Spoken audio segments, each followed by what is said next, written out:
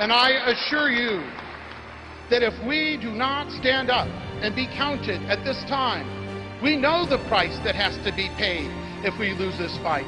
And as a Catholic, I assure you, we will pay that price again.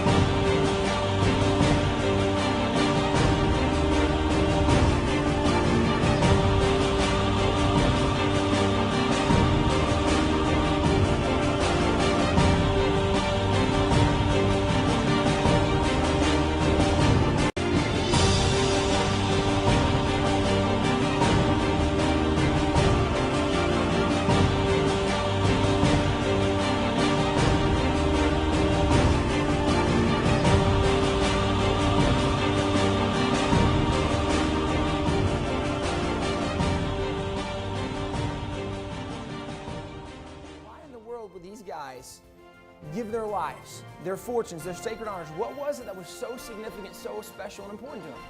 The reason we are a great nation, the reason we've been a great nation is because of Christianity, because of what Christianity has produced, of what Christianity brought to America. If we lose Christianity in America, we lose what made us great.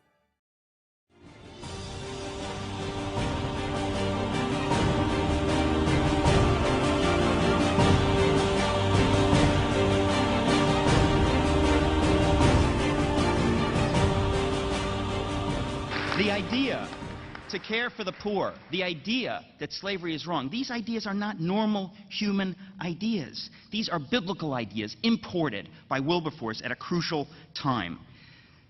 In Wilberforce's day, going with the flow meant supporting slavery, that Africans are not fully human. In Bonhoeffer's world, in Nazi Germany, it meant supporting the idea that Jews are not fully human. So whom do we say is not fully human today? Who is expendable to us? Please discuss amongst yourselves. Thank you. Bonhoeffer was a great theologian, but he decided in the midst of being a great theologian that he wanted to get ordained as a Lutheran pastor. And then one day, at age 24, he went to America to spend a year in New York. So he understood from the black church in Harlem the idea of a personal faith, that God is alive and wishes to speak to you. Of course, it had a political component, because now it's 1932, the Nazis are rising. Bonhoeffer begins to say things that you would not hear in Germany, even in the churches in those days. He spoke of Jesus as the man for others. We don't think that we're better than the Germans. You think you're better than the Germans in that era? You're not. Not in God's eyes, you're not. We're the same. We're capable of the same horrible things. Now, how did they see what they saw? There's just one word that will answer that. It's Jesus.